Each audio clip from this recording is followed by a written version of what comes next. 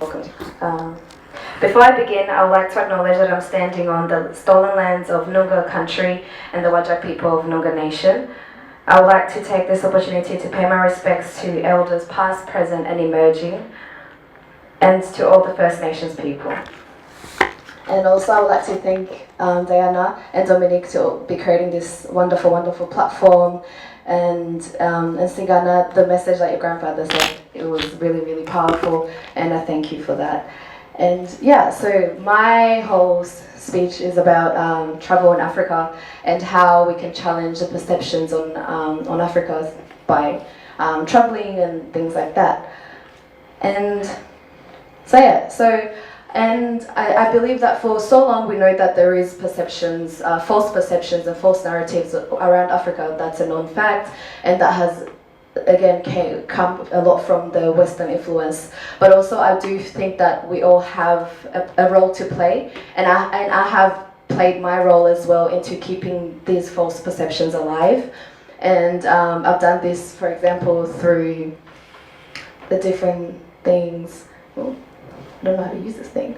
So yeah, for example, in high school, we used to have this thing called FOB, where we'll make fun of kids who are in intensive English classes, and FOB literally stands for fresh off the boat. And it was a way that it's not only just making fun of other students who are there to learn English, and I was there a few years ago, but for some reason I think I'm a bit better than them. And then also, it's also making fun of asylum seekers and not taking things seriously, and we know that in Australia we do have a problem with refugees, and also how asylum seekers are treated. So then that's how I also played the role into keeping the perceptions around Africa alive, by making fun of someone who can't speak English with a strange Australian accent. I don't even know what my accent is, but we would make fun of other kids as well. And there's also the perceptions around that when I was younger, because I'm from Rwanda originally, and then I would always say that I don't have an interest in visiting other places other than Rwanda when it comes to Africa. And that's also a problem, because as an African, you should see yourself, yes, as a Rwandan, but you should also see yourself as an African as a whole, and you should have an interest in visiting and learning stories and African stories around the whole entire continent. But I was also playing through that perception that my country is the only good ones, and the rest are the same. And other perceptions is, again, why would I waste my time in visiting Africa? And that came from a lot of my friendship circles as well, which were friends a lot of them were African as well. But for some reason they thought that going to Europe is a lot better, or going to Asia is a lot better. Yes, it is cheaper, but they're both places that you should visit if you're really interested in traveling. And yeah, other things is to do with investment and how we think that the only agencies or the only places that can help Africa, or not help, but like push Africa forward, is through foreign aid. But I do believe that investment and our time and money, if you have the money, or if you have the time, simply you can actually invest and push Africa forward. And essentially, that's what I'm all about now. You know, I'm woke now. And 2019 is a year that I learned the word accountability, and holding myself accountable for the things that I have done, and the things that I have done to push the false African narratives forward. And I do that especially through the initiatives that I have founded, which is Noodle Tours and So Alphabet. And this speech will be focusing a lot more on Noodle Tours and what we do through that, and how we actually removing the false perceptions on Africa. And yeah, and other things that are not fun. I'm a student at Curtin, and struggling student, but I'm getting there. And yeah, but that's not fun. So yeah, an interesting fact is that there's around 63 million annually people who are actually traveling to Africa.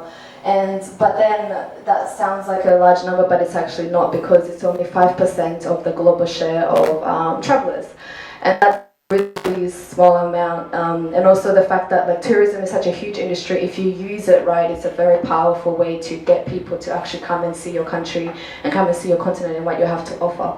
And yes, there's other reasons other than just people not wanting to visit Africa, but other reasons is that it's quite hard, visa restrictions, even traveling, a person traveling from Rwanda to Nigeria, it's very expensive due to like the lack of the lack of transport that's there, and also the lack of just visa in general. But now that's changing because the African Union is really realizing that that is a problem, and they're trying to fix that. So if there's already things that are being done, it's a lot more. Now is the right time to actually change these stats and increase them, because I do believe that the continent, the whole entire continent, is very interesting, and people should visit it regardless.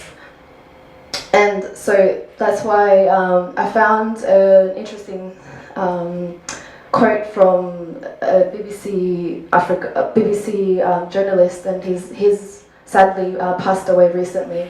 But he basically said, it's not so much as what the international media has to say about you, it is what you say about yourself. And whatever you say about yourself, even though you're not speaking it, but your actions also will show it. And I think that's the message I really want everyone to take from today, I guess, to also understand, yes, there is the real perception, the real false narratives around Africa, but also what do you have to say about it, and how are you actually speaking against it, and what Africa are you actually showing through the work you're doing. And yeah, so I've always just been like, why not travel Africa, why not? So what we do with Noodle Tours is that we go for 3 to 4 weeks to an African country. We started this last year, so we went to Rwanda first because it was within my comfort zone, I guess. It's because we travel with other young people. We traveled with people from England, people from all across Australia, and there was a group of 9 of us who went there last year, December. And the reason why we go for longer than a weekend or longer than a week is simply because you need to actually, there's a lot that you have to do. You can't just be there for 2 weeks, for 2 days and think that you know the whole country, or think that you know about the history or how the country is running or how the people are living. So then, and the other activities that we do is that we actually learn about the history by going to places like for example, in Rwanda, I've never been to the Genocide Memorial, and I've been to Rwanda countless of times, which is ridiculous. I haven't been to the Genocide Memorial. So then we go to historical places like that, and yeah, the one part that's really interesting for me, and the one part that I put a lot of my energy in, is making sure that we run events. Very similar to this, but with a lot of a younger crowd, and nothing against you guys. But basically, what we do is that we hold very safe spaces for young people to come in, especially to have a discussion about Africans in the diaspora and how can we work together with Africans living within the continent.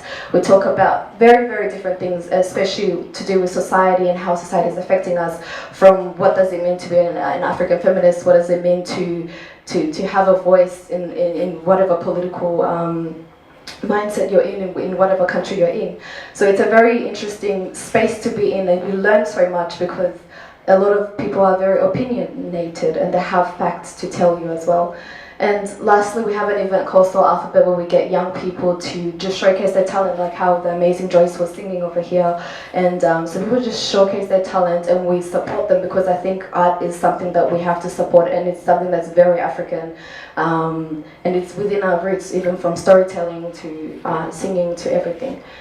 So, and yeah, a really cool story about last year was that we went with a guy that we just met on Instagram, and so yeah, you can now talk to strangers. It's okay to talk to strangers because Instagram has made it possible. But basically, the way he found us was that there's a page on Instagram that he messaged us from, and then we connected, and then he was like, I want to come to Rwanda, why not? So then he came in December, and for him, he's of Jamaican descent, but he was born in England, and he's going through this whole phase of just questioning about his African roots, and what does it mean to be a Jamaican, and how does that look as an African as well. And it was a really interesting journey, to the point where he even, after the trip, he even changes his whole entire name, because his name was he had the name Dijon Johnson, and he was like, I don't even know who Johnson is, I don't know who Dijon is. So he changed his name to a Kinyarwanda name, which was, I was like, are you sure you want to do that? He was like, I'll do it. So he changed his name to Mutabazi, which means a wise person who helps others, or who goes out of his way to be there for people. But his favorite part of the whole entire trip is that we do a 1 week workshop with other kids, because it is important that as Africans, if you're from the diaspora or if you're within the country, to actually go out and volunteer at places that are helping vulnerable people, because there is vulnerable people everywhere around the world, even in Australia, everywhere, and especially in Africa as well. So then we do a 1 week workshop about leadership and critical thinking. And I'm not a teacher, or I'm just a person who can just talk from my life experience, and then the children also talk from their life experience. And it was really interesting, because at the end of it, the kids were kind of saying to us, we haven't had so many people who look like us, who are of a similar age, who we don't have to perform for almost, to be here and helping us and understanding who we are and what does leadership mean and things like that. So that's the impact that you can actually have, even though you don't. It's also problematic if you go in and try to do things that's outside of your field. But if it's within your field, then why not? Yeah, and other things that we're doing, we're going to Uganda in 2020. If you want to come through, hit me up, you can come. We do very similar thing, and my goal is to go to every single African country and learn about go to Kenya and learn about Sigana and experience it in person as well. And the purpose of sharing about Nuru Tours and what we do is to just have an understanding that we're all in this room, and people outside, your friends, we all have a responsibility, because we have a responsibility to hold other people accountable when they go wrong. We have a responsibility to hold ourselves accountable. So therefore, and it can be done a lot easier when you have if the responsibility is to change the African narratives. It's easier today than it was yesterday, simply because the internet is here. And yeah. And my quick question is, who uses Instagram in this room? If you just show your hand. Yeah, there's quite a few people. So that's my favorite place, I'd rather go there than go to uni. But they don't pay me or they don't educate me. But anyways, so where you can start small, even though this is how I also started being interested in Africa and wanting to know a lot more about my roots and who I am, is simply by using your platform, because you have to understand, even if you have 5 followers, even if you have 10 followers or 10,000, you have an influence. You have a platform to say whatever you want. As long as your message that's going out there is actually the truth, then you're doing your part. And the easiest way is by following pages like Everyday Africa, OK Africa, to learn about what Africa is today, politically, socially, and everything. And you literally, you read 2 sentences and you know what's happening in Ghana, and you know what's happening here and there. And also by just simply sharing their posts. That's something that you can do for free. It doesn't take 2 seconds, literally. And that's how you can start taking responsibility and ownership over what messages are going out there. And yeah, the other thing is also make it personal to yourself. Make it, because my way of knowing about Africa and being interested to the fact where I'm going to invest my whole life's work and invest the little money I get from Caltex, to go and travel there, is simply because I want to know about the history and how is it living in Africa and things like that. So we have to also learn and unlearn, and the way you can learn history is literally you can follow a page on Instagram and it will tell you about pre-colonial Africa.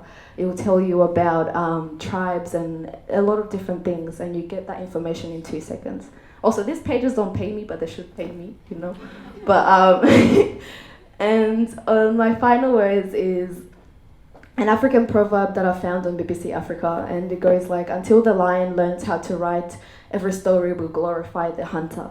And essentially it is that's also my closing remarks on everyone who's in this room right now. Until we know how to tell our story, until we've invested into learning how what our story is and what does it mean, only then can we rewrite our story. So I encourage every single one of you guys in this room to either go out of your way and travel and learn about Africa, or simply start small by what you do every single day, and including Africa in your daily learning journey or whatever you do.